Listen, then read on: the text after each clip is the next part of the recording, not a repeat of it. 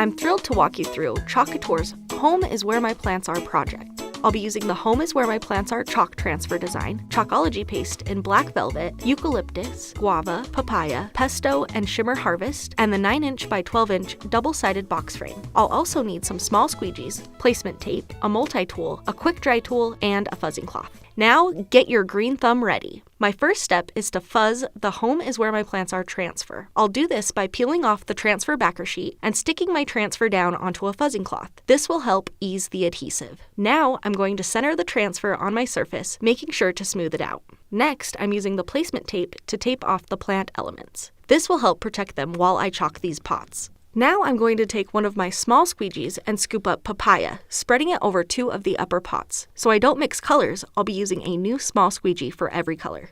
Next, I'll chalk the rest of the upper pots with shimmer harvest and guava paste. Then I'll take my black velvet and chalk Home is Where My. Now I'm going to do what's called the chalk and pull. I'm going to peel back that portion and use the quick dry tool to dry the paste. To continue chalking the design, I'll gently lay the transfer down, making sure the unchalked section is fully adhered. I'll finish chalking the details on the bottom of the transfer. Next, I'll remove the transfer from the surface, wash and dry it, and then place it back over the project. Then I'll tape off the pot elements and the cactus flower in the top right corner. Now I'll scoop up eucalyptus and pesto and chalk it on the cacti and leaves. Then I'll peel off the small tape placed over the flower and chalk with papaya. Now it's time for the reveal. Once everything is chalked, peel the transfer away. This looks fan-cactus and will be stunning in any space. Happy chalking!